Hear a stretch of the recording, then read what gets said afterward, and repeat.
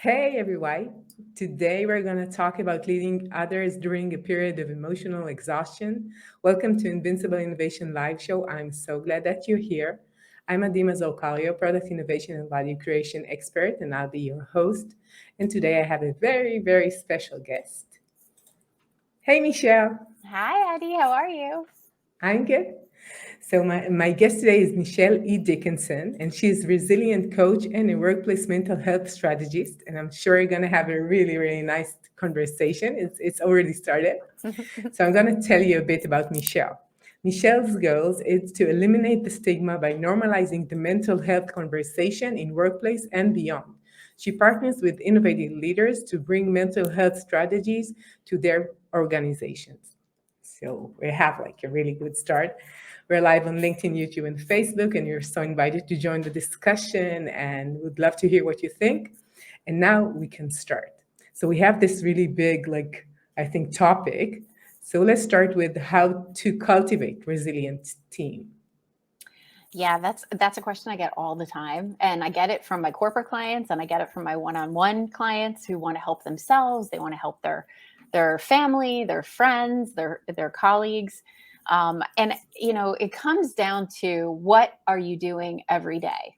I believe that when we talk about mental health, there are absolutely things that we can be doing to preserve our emotional well-being and also to boost our resilience. So I'm always the first thing I do with my clients is we go through a resilience audit and we really look at like every single thing that they're doing. What is their routine like? Because with small micro changes, they can start to feel better and feel more empowered just by making small changes in their routine. So I think resilience is really a daily practice. It's not something that we can think about like we'll go get some resilience at the store and come home. It's like it's something you got to do Yeah. every day.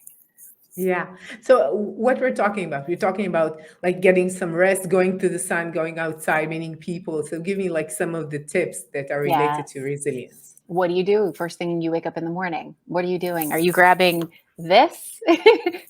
Or are you taking some time for yourself? Are you sitting in prayer or are you sitting in meditation? Are you getting present to the abundance in your life? Oftentimes, out of habit, we turn on the news and our mind and our subconscious mind, we're consuming everything that's wrong with the world, right? Everything that's wrong, all the upset, all the pain.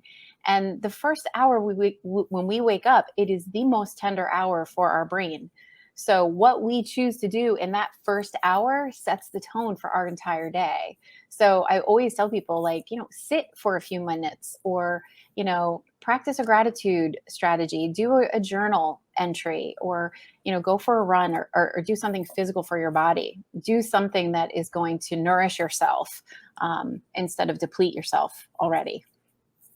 So when we're talking about resilient teams, we're talking with a group of people that first take care of themselves from the Yes. beginning, taking responsibility for their own resilience, and Yes. then they could be a good team. It's not enough to have one leader, and that's enough. Right, exactly. But you have to have a leader, and I know we're going to talk about this. You have to have a leader that is modeling these things as well, right? You can't expect to have a resilient team when you don't even demonstrate, that you care about your own well-being and you make you have the personal boundaries in place to take care of yourself. And it's important. Individuals have to take accountability, but leaders have to show what does that look like, and how do I make sure that I show up the best version of myself for you and serve you as my staff. Yeah.